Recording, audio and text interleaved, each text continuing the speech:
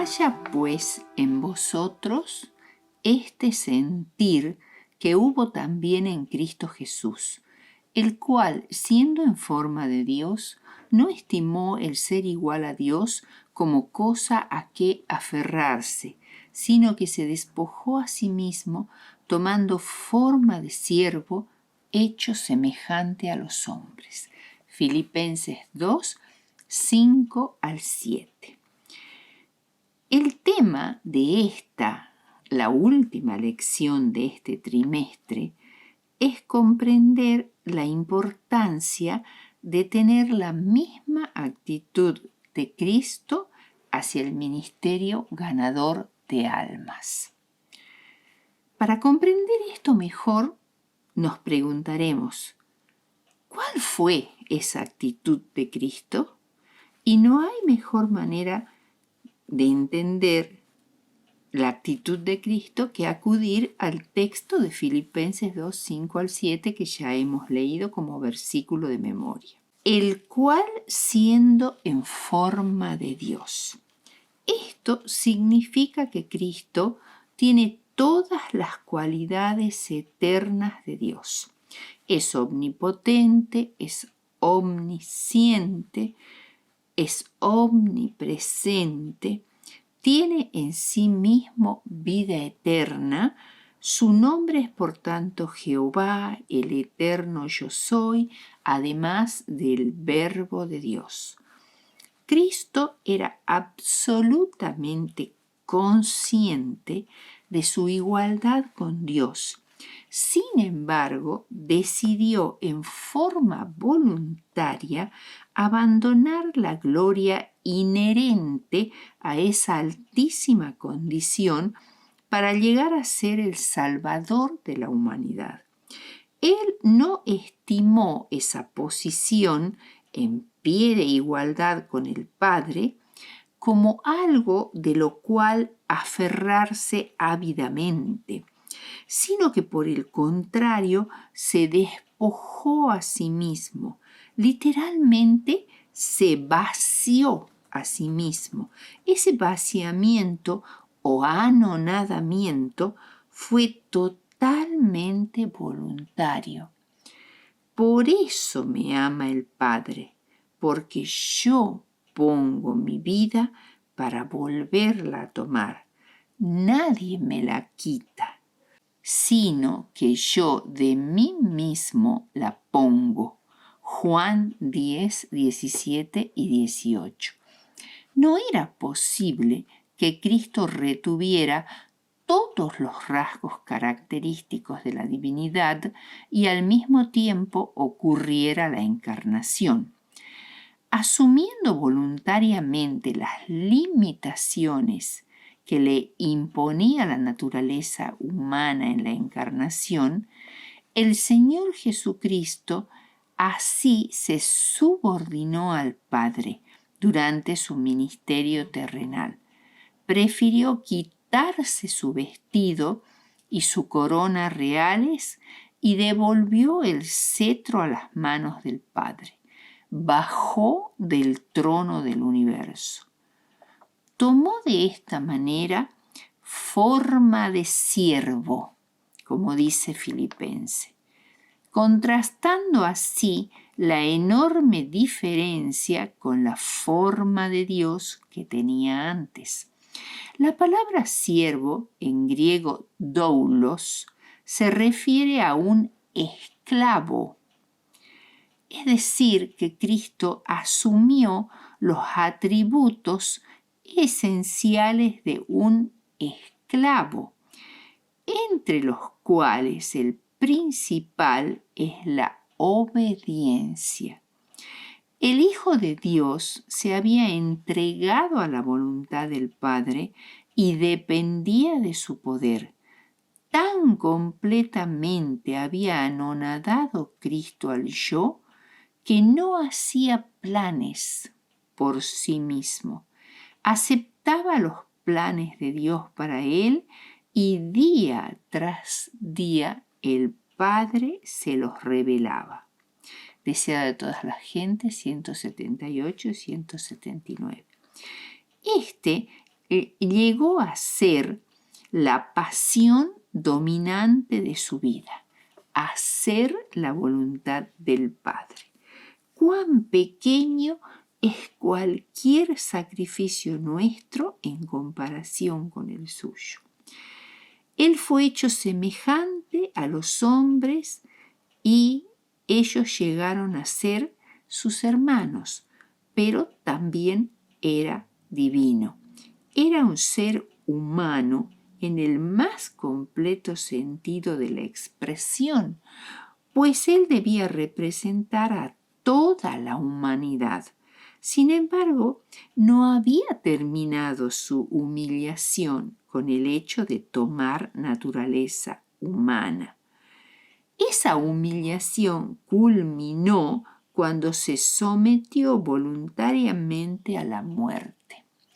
Y no cualquier muerte. No fue la muerte honrosa de un héroe en batalla, sino la muerte oprobiosa en la cruz, la muerte dada a los peores delincuentes, cuyos cadáveres no eran sepultados, sino arrojados al basurero público para ser quemados o devorados por los perros.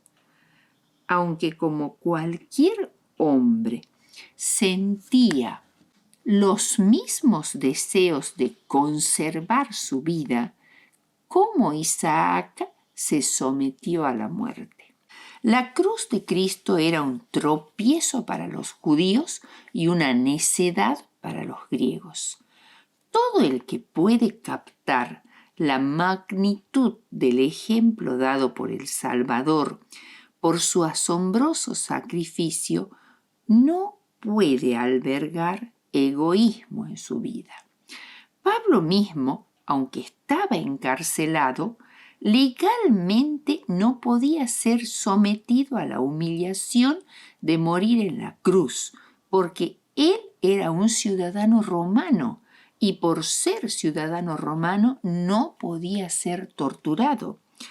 Asimismo, los filipenses, a quienes él estaba dirigiendo la carta, tampoco podían ser crucificados porque eran ciudadanos de una colonia romana.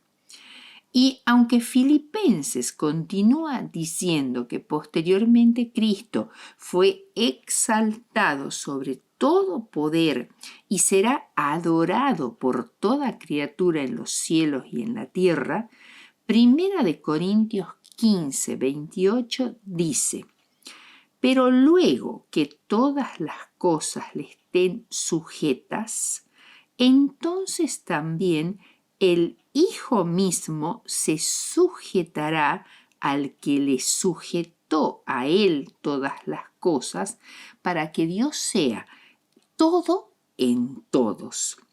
En el plan divino para la redención del mundo, el Padre confió todo en las manos del Hijo.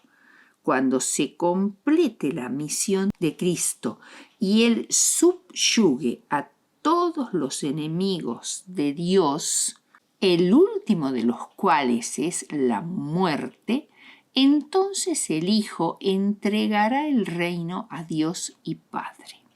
Este acto no implica que el Hijo sea inferior en comparación con el Padre, sino es una demostración de la unidad de propósitos entre los miembros de la deidad, por lo cual los actos de uno se ven como el cumplimiento de la voluntad unida de ambos.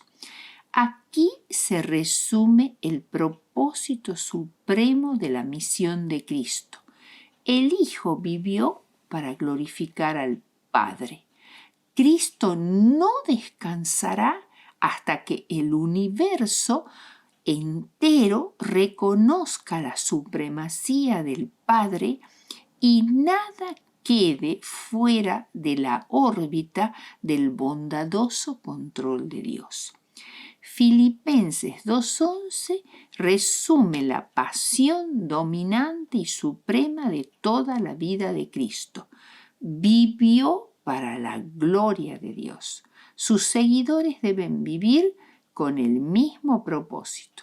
Dios puede ensalzar solo a los que humildemente han obedecido a Dios en la tierra.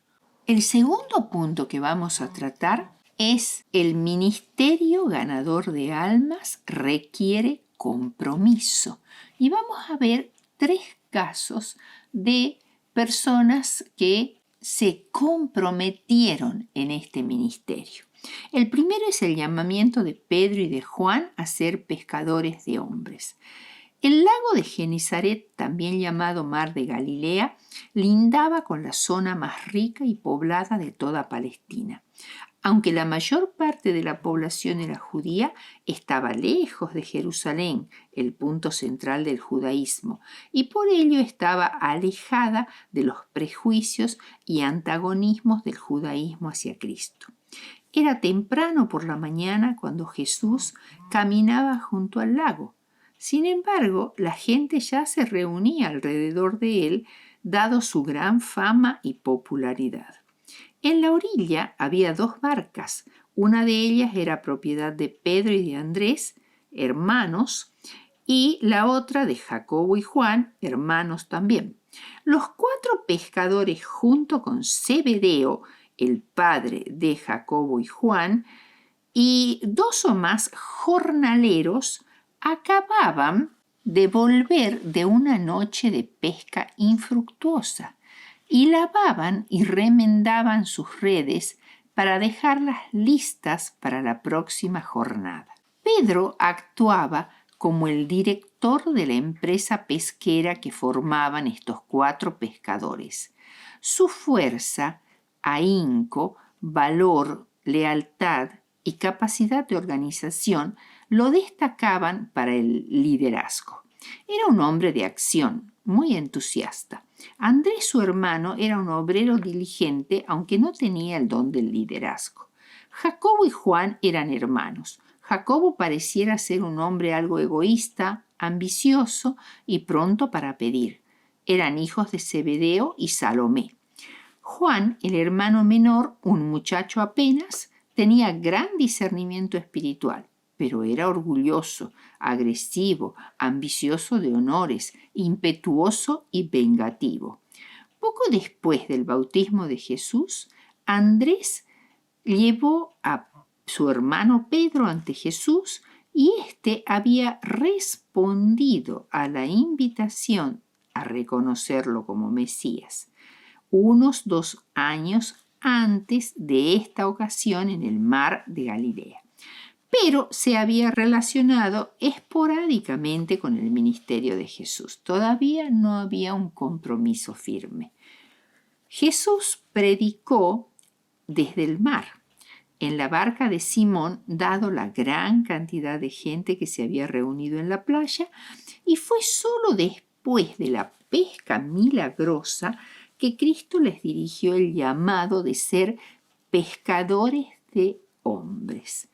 Y dejándolo todo, le siguieron, dice el texto. Aquí estaban los 4 socios, dueños de la pesca más abundante que jamás hubieran traído a tierra, pero en el momento de su mayor éxito material, abandonaron la empresa. Esto implicaba dejar su ocupación para llevar una vida incierta como seguidores de un maestro itinerante de no mucho éxito. Pero no vacilaron ni un momento, tomaron la cruz del servicio y siguieron las pisadas de Jesús. El segundo caso de un gran compromiso es el caso de Leví Mateo. Mateo 9:9 dice: pasando Jesús de allí, vio a un hombre llamado Mateo, que estaba sentado al banco de los tributos públicos, y le dijo: sígueme. Y él se levantó y le siguió. Esto sucedió en Capernaum, también en la orilla del mar de Galilea. Leví Mateo era hijo de Alfeo y estaba en la oficina de impuestos a la orilla del mar de Galilea. En esa oficina, los agentes de Herodes Antipas cobraban impuestos a las caravanas y a los viajeros que pasaban por el camino principal que iba desde Damasco y el oriente hasta Tolemaida sobre el Mediterráneo, o a los que procedían del territorio de Herodes Felipe. Los cobradores de impuestos eran mal vistos por los judíos por ser instrumentos de la opresión romana y por ser extorsionadores que oprimían y defraudaban al pueblo. Jesús le dijo simplemente: sígueme, el lenguaje que él comúnmente usaba para extender su invitación al discipulado. Esta sí que fue la gran decisión de la vida de Mateo. Sin embargo, Mateo lo siguió inmediatamente, lo que hace suponer que en su corazón ya debe haber habido un anhelo de abandonar esa vida y de seguir al Maestro. Dejó una ocupación lucrativa para servir sin pago alguno. Asombroso en un hombre que estaba acostumbrado a regir su vida por el dinero. El tercer caso es el caso de Pablo. El caso del implacable perseguidor es realmente especial. En primer lugar, al tener la tremenda visión de Cristo glorificado a la diestra del Padre, quien se identifica como el Jesús de Nazaret, a cuyos seguidores él perseguía, y que le dirige la penetrante pregunta: ¿por qué me persigues? Sucede la rendición del perseguidor. Comprendió que verdaderamente Jesús era el Mesías, y eso señaló su conversión y el fin de su furia perseguidora. El segundo paso es la convicción, y eso sucedió cuando él quedó ciego. El hecho de que quedara ciego era una prueba de lo que había visto no era una alucinación. El que presumía de ser guía de los ciegos ahora debió ser conducido por otros a la casa de un cristiano desconocido en Damasco. Su orgullo se transformó en humillación. Por 3 días permaneció ciego, pero en ese tiempo el Espíritu Santo iluminó su mente.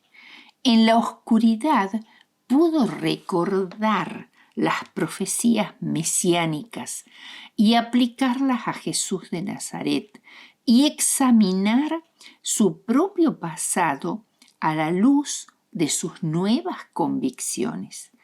¡Cuán grande debió ser su angustia!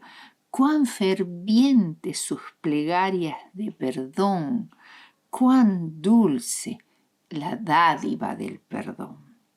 Y el tercer paso por el cual Pablo tuvo que pasar fue el de la decisión. Después de la visita de Ananías y de su exhortación, Pablo fue bautizado para ser admitido en la iglesia. Entonces comenzó la acción.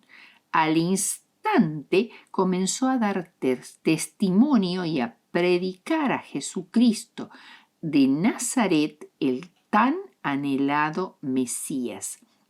Fue uno de los grandes teólogos. Predicó y convirtió a miles en el mundo mediterráneo. Dejó sus maravillosas epístolas inspiradas por el Espíritu Santo. En suma, cambió la historia del cristianismo y del mundo. Vamos a pasar al tercer punto, que dice las exigencias del amor. Este tema es realmente importante.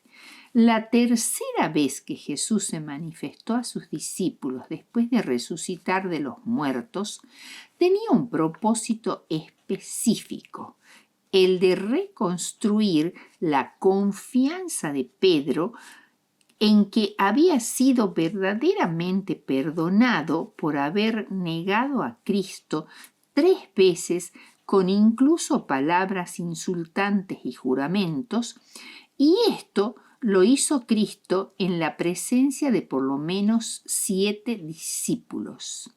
Era como una especie de reivindicación de Pedro. Por ello, después que hubieron comido en la playa, Jesús le preguntó 3 veces: Simón, hijo de Jonás, ¿me amas más que estos?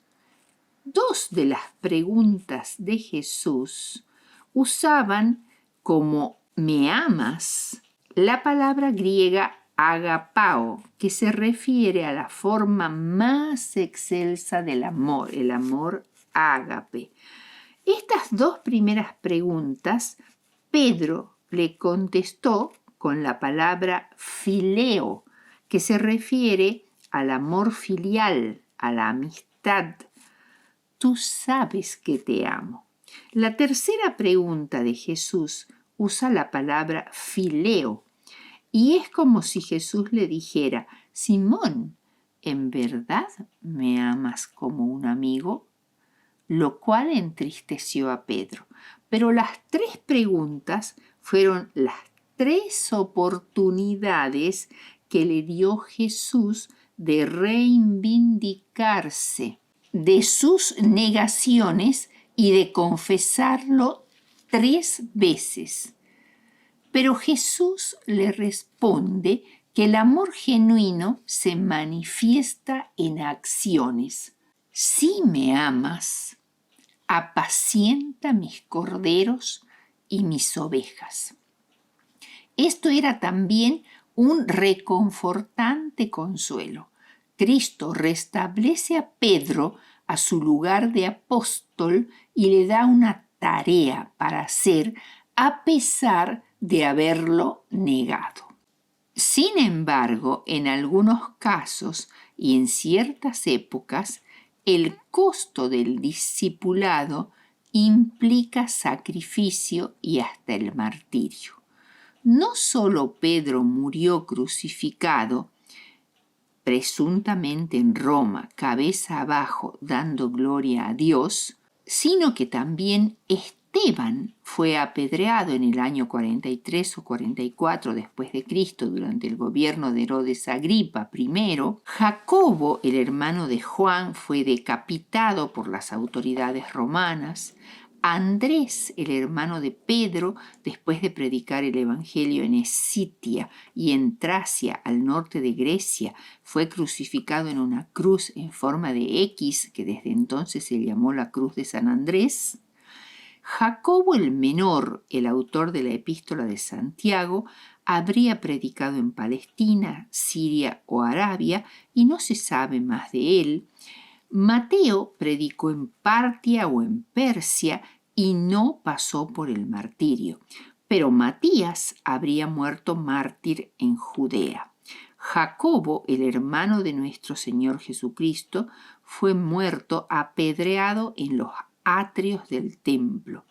Marcos, el autor del Evangelio, habría predicado en Egipto, fundando allí la iglesia de Alejandría, y murió mártir durante la persecución desatada por Nerón.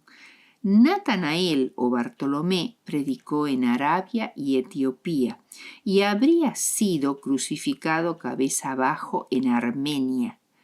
Felipe, el diácono, predicó en Frigia. Salomón el celote predicó en el norte de África y fue martirizado en tiempos de Domiciano.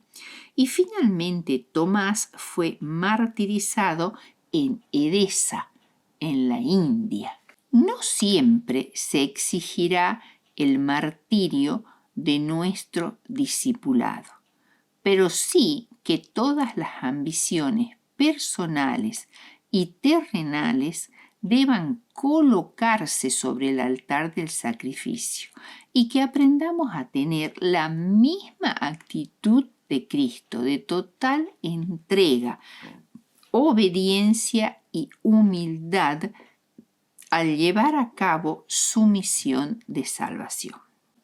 Como conclusión, hay una cita en El Camino a Cristo, página 80, que dice así: el espíritu de trabajo desinteresado por otros da al carácter profundidad, estabilidad y amabilidad como las de Cristo, y trae paz y felicidad a su poseedor. Las mayores alegrías de la vida provienen de compartir el amor de Dios por los demás. Los hermanos han oído demasiados sermones, pero ¿se les ha enseñado a trabajar por quienes Cristo murió? Cada iglesia debe ser una escuela práctica de obreros cristianos. Sus miembros deberían aprender a dar estudios bíblicos, a dirigir y enseñar clases en la escuela sabática, a auxiliar al pobre y cuidar al enfermo y a trabajar en pro de los inconversos. Debería haber escuelas de higiene, clases culinarias y para varios ramos de la obra caritativa cristiana. Servicio Cristiano, página 47. Finalmente vamos a leer un relato que es muy alentador y que nos enseña la verdadera importancia de tener la actitud de Cristo en esta misión de colaborar en la salvación de la humanidad. Un hombre que viajando en un día invernal por sobre una capa de nieve profunda que se había acumulado, llegó a entumecerse por el frío y sentía que sus facultades vitales se estaban apagando lentamente. Cuando estaba a punto de perecer congelado y ya dispuesto a abandonar la lucha por la vida, escuchó los lamentos de una persona que también viajaba, que se estaba muriendo de frío igual que él. Se despertó entonces en él el deseo de rescatarlo. Comenzó a frotar los helados miembros de aquel hombre infortunado y, después de considerable esfuerzo, consiguió ponerlo de pie. Pero como no podía mantenerse así, lo sostuvo en sus brazos al recorrer el camino que él pensó que no lograría hacer solo. Y cuando hubo conducido al viajero hasta un lugar de seguridad, se le hizo clara la verdad de que al salvar a su semejante, se había salvado también a sí mismo. Sus fervientes esfuerzos por salvar a otra persona aceleraron el ritmo de la sangre que se estaba congelando en sus propias venas y crearon un calor saludable en las extremidades de su cuerpo. Moraleja: al intentar salvar a otros, nos estamos salvando a nosotros mismos, colocándonos en el lugar donde podemos ser bendecidos con el perdón y la justificación por Cristo. Al terminar este fructífero trimestre, es mi deseo que hayamos aprendido mucho más de cómo compartir las buenas nuevas del Evangelio a los que nos rodean y que tengamos la misma actitud de Cristo. Amén.